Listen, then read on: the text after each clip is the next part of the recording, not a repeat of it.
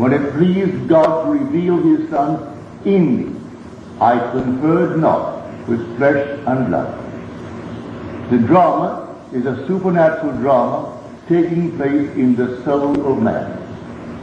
In the beginning of time, the crucifixion took place. That's when God became as we are, that we may be as he is. God became man, that man may become God. And that was in the very beginning of time. That was the crucifixion. The crucifixion is actually God becoming man. That is Calvary. What we speak of as Bethlehem is man becoming God. You cannot date them. But we have dated them, well, for church reasons. And today we speak of Good Friday as a day that actually separates before and after. When Good Friday took place in the beginning of time, Bethlehem takes place at any moment in time. When it comes, it will come suddenly, unexpectedly. No one will know when he is born within you and you become God. For when he said to me, and as I dreamed, I dreamt a dream. I dreamed, and I knew exactly what he's going to dream. He is dreaming that he died. And when the dream of life is over, I will awake as the dreamer. But then he is awake, and I will be awake as the one who so loved me that he actually became and took upon himself all the weaknesses and all the limitations of man. And they are unnumbered. So this day called Good Friday, you cannot date it. Any attempt to date it and to ignore the altogether supernatural character of the event called the crucifixion and try to explain it in some naturalistic way is to labor in vain. God actually became exactly as you are, and he is dreaming in your life. So the dreamer in you is your own wonderful human imagination.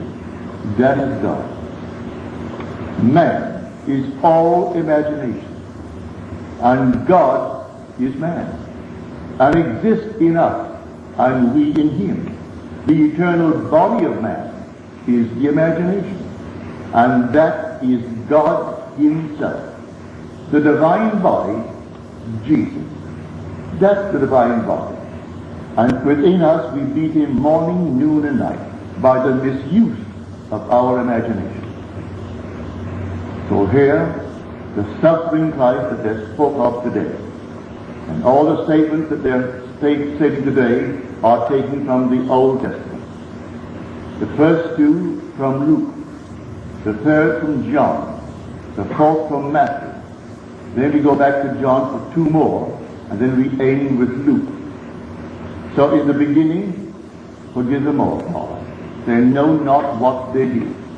Not one really knows, for he's in a dream. And the Father is putting him through the furnaces and suffering with him. He actually suffers with everything that man thinks only he suffers. Go to the people and say, I am, essentially. For this is my name for all generations. There is no other name that he has. So in the Gospel of John, it is always I am, throughout the entire Gospel. He is affirming, I am the door. I am the shepherd. I am the vine. I am the true water, the living water. All these things the I am is speaking of, which is all in man. So here this night, millions have celebrated this day. And they thought they did God a service, which is all right. It's good to do something of that nature. So they went out and they spent an hour, 2 hours, some spent 3 hours. And they heard these words from the cross and thought the interpretation given by the minister was the interpretation. They're simple words, A word spoken of is not a word, but a completed sentence. It could be just, the shortest one is, I first. Well, that's taken from the Psalms. In the very end, quoting now the 31st Psalm, but it's put into the mouth of Jesus on the cross. And he said, Father, into thy hands I commit my spirit. The completed verse in the 31st Psalm, into thy hands I commit my spirit.